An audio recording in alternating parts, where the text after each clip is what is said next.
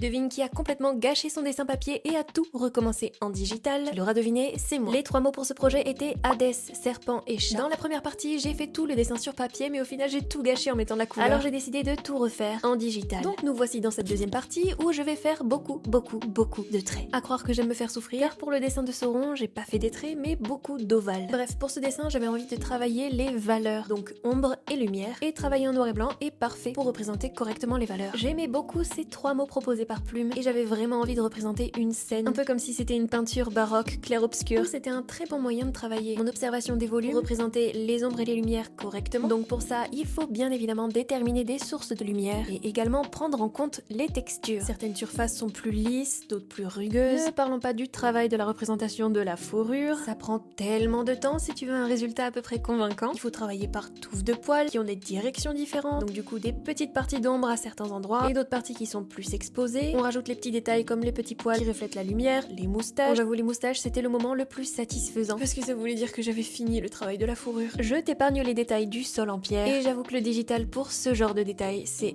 exceptionnel. J'avais envie de me détacher du dessin digital mais finalement je suis très contente du résultat. On signe et voilà Hadès reconnaissable avec son trident à 2 dents, bien sûr accompagné de son cerbère adoré. Il donne un serpent en guise de jouet à son nouvel animal de compagnie. J'ai voulu pousser le truc en rajoutant Perséphone, son épouse, qui est très souvent représentée avec des grenades. Donc voilà, j'en ai représenté quelques-unes dans la coupe de fruits. On a donc une scène digne d'une toile clair-obscur et honnêtement je suis plutôt contente. La prochaine étape c'est la mise en couleur. Est-ce que tu penses que ça vaut le coup ?